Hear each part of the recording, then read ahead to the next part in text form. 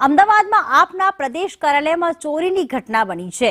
પ્રદેશ પ્રમુખના ચેમ્બરમાંથી document ચોરીની શંકા, મહત્વના દસ્તાવેજો અને ડેટા ચોરીના આશયથી ચોરી કરવામાં આવી। પાર્ટી દ્વારા એફઆઈઆર નોંધવા માટે તજવીજ હાથ ધરાઈ છે।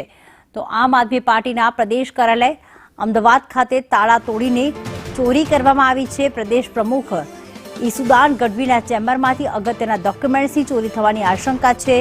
ગુજરાતમાં સામાન્ય માણસ તો છોડો પણ રાષ્ટ્રીય રાજનીતિક પાર્ટીના કાર્યાલય પણ હવે સુરક્ષિત નથી। પૈસાની લાલચે નહીં પરંતુ પાર્ટીના મહત્વના દસ્તાવેજો અને ડેટાની ચોરીના આશયથી ચોરી કરવામાં આવી છે। ત્યારે ટીમ છે રજા ઉપર હતી ત્યારે અચાનક તાળા તોડીને આમ આદમી પાર્ટીના કાર્યાલયમાંથી ચોરી થઈ છે। બહુ જ ગંભીર બાબત છે। આમ આદમી પાર્ટીના કાર્યાલયમાં એવું તો કશું હશે નહીં, સ્વાભાવિક છે કે રોકડ રકમ ના હોય, સોનું ન હોય તો ચોરીની ભાવના શું હશે? અમારા આમ આદમી પાર્ટીના કાર્યાલયમાં અમારી સ્ટ્રેટેજી પ્લાનિંગના ડોક્યુમેન્ટ હશે, ભવિષ્યના પ્લાનિંગ હશે એના ડોક્યુમેન્ટ હશે, અમે જે સ્ટ્રેટેજી બનાવવાના હશું એના ડોક્યુમેન્ટ હશે।